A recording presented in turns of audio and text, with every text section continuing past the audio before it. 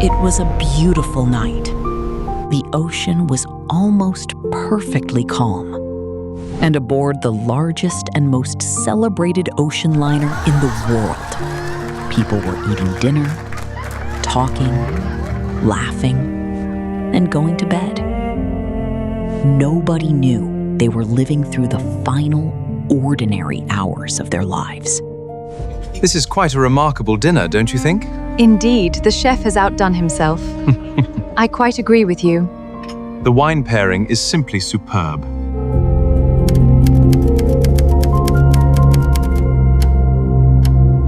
The Titanic had been at sea for 4 days. She was sailing toward New York on her maiden voyage.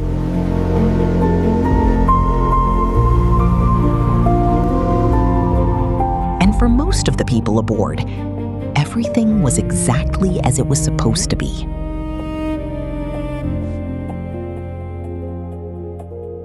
Dinner had been served. Conversations continued. Waiters moved between tables. Music played. Some passengers were enjoying the luxury they had paid heavily for. Others were simply making their way to America, hoping for a new life. Below deck, families were settling into their cabins. Some passengers were already asleep. Others were still awake. The ship itself seemed almost impossibly secure. Titanic had been designed with multiple watertight compartments. She was considered extraordinarily safe. And that confidence mattered, because fear changes how people behave. And that night, there was very little fear.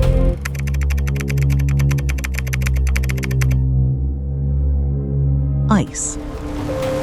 Titanic had received multiple warnings about ice in the North Atlantic that day. But warnings at sea were not unusual, and the ocean was strangely calm. There was almost no wind, no waves breaking against the ice, no moon illuminating the horizon, just darkness. Far above the passengers, 2 lookouts watched the sea. Their job was simple. Look ahead. Look for anything that could threaten the ship. But on a night like this, seeing an iceberg was not easy. The ocean was so calm that there was little foam around the base of an iceberg to reveal its presence. And the darkness offered almost no contrast. Then, something appeared ahead. An iceberg. The warning came quickly.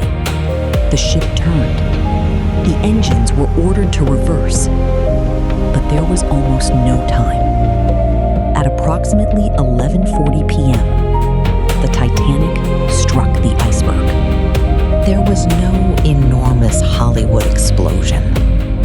No giant wave.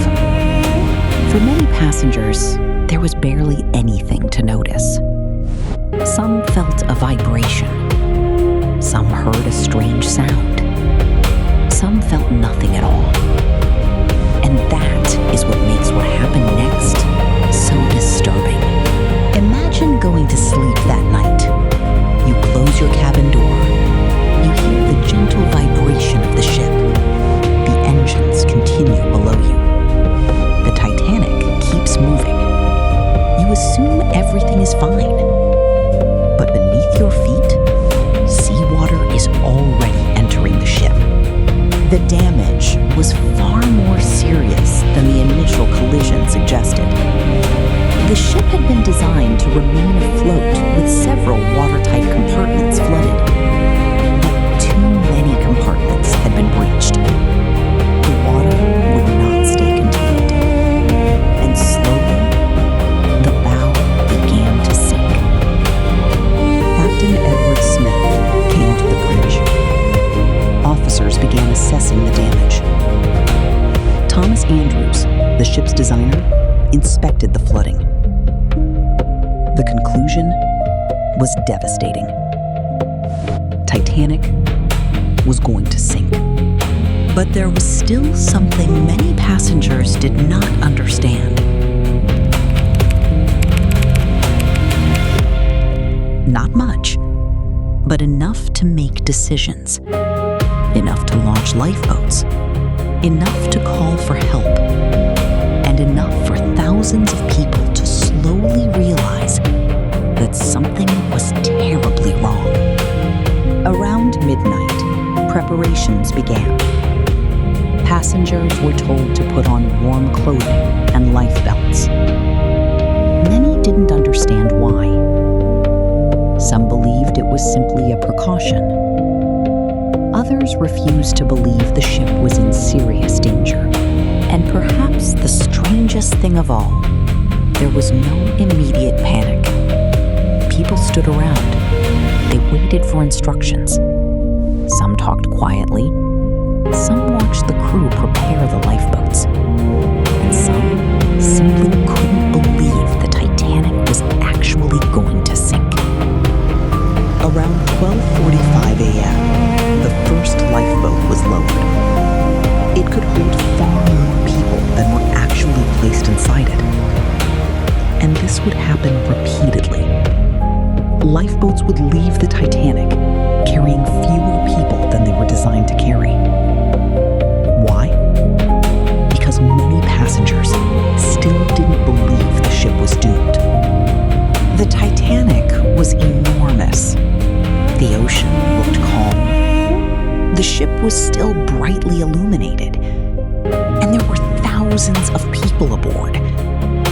Surely this could not really be happening. Then came another mystery. People aboard Titanic could see lights in the distance. A ship appeared to be nearby. Hope spread. Maybe help was close. The crew tried to attract its attention with distress rockets and signals. Still, no immediate response came.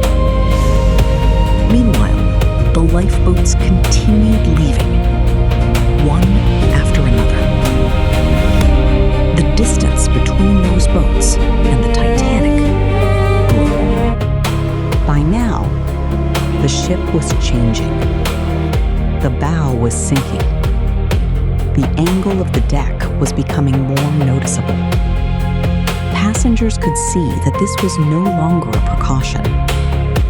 This was an evacuation.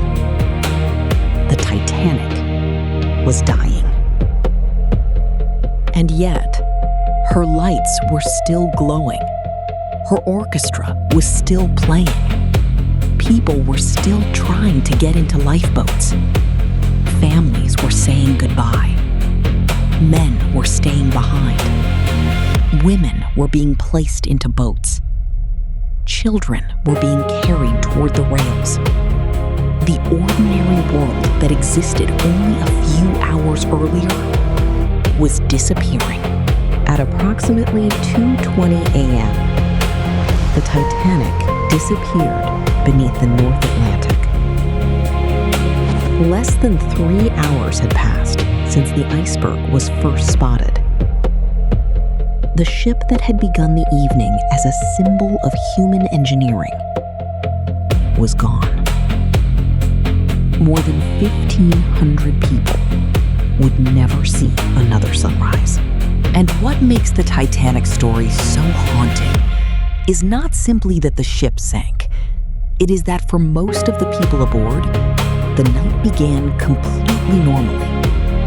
They ate. They laughed. They talked. They slept. They made plans for New York. They had no idea that the world they knew was about to disappear. And perhaps that is what makes moments like this so powerful. History rarely announces itself. Sometimes it begins quietly, on an ordinary night, while everyone is simply living their lives.